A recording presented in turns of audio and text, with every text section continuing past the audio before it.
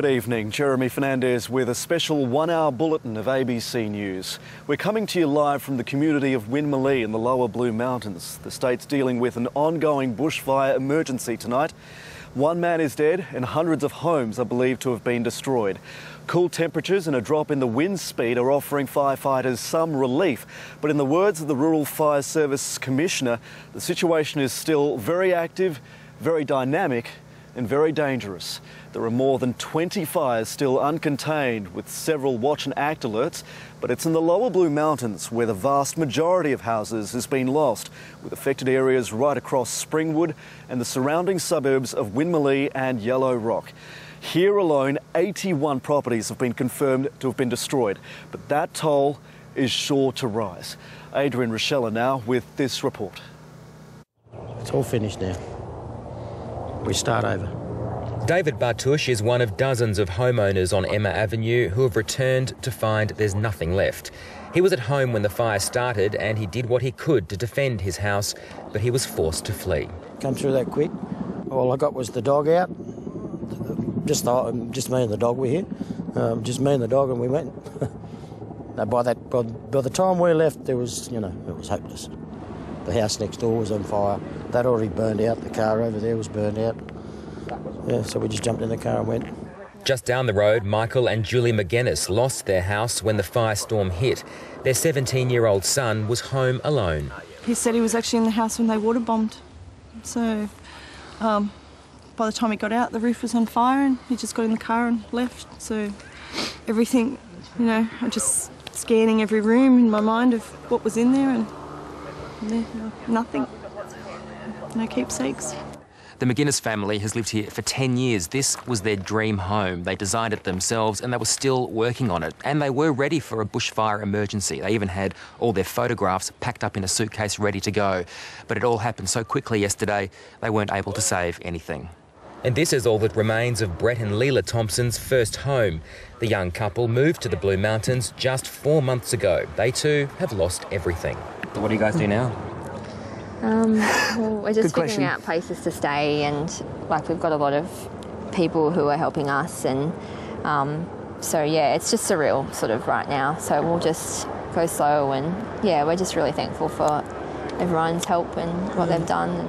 In this tight-knit community, friends, family and neighbours are pitching in to help. Locals are struggling to understand how the blaze took hold so quickly, and the emotional strain is taking a toll. No one knew how these fires came into these streets. You just think, it could have been my house, It could have been anyone's house. That just makes you feel like it could have been you, it could have been us. And with firefighters still on alert, many in the Blue Mountains are bracing for more to come. Adrian Rochella, ABC News, Winmalee. More than 2,000 firefighters from across New South Wales are now involved in this mammoth effort, and more officers from Victoria have been brought in as reinforcements. The ABC's Martin Cudahy has spent the day with crews in the Blue Mountains. It's backbreaking and dangerous work, and explaining the efforts of his firefighters, the RFS Commissioner was reduced to tears. We've got the best firefighters in the world. They are second to none.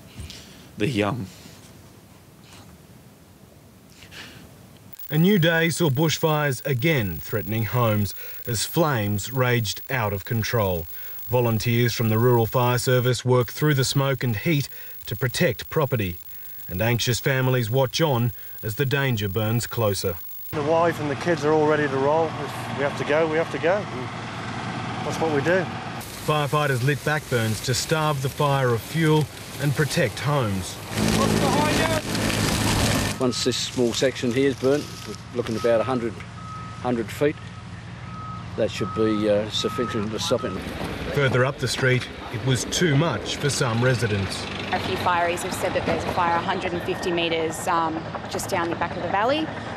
So we're basically just preparing for the worst and getting a few things, all of our essentials, and basically preparing to evacuate, yeah. At about lunchtime, the main fire at Springwood again flared up. Fire crews have managed to save 3 bush blocks just here, but it's extremely difficult.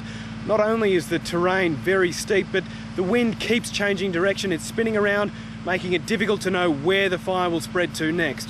We got a warning a little while ago on a pager to say that there's a wind change coming through. It was supposed to be coming through from the northwest. 2, 3, 4, 5. Students at Springwood High School were made to leave.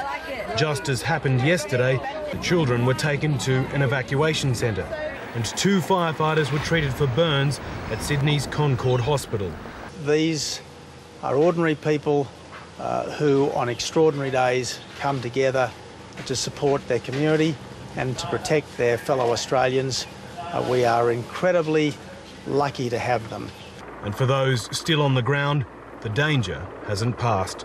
Martin Cudahy, ABC News, Lower Blue Mountains.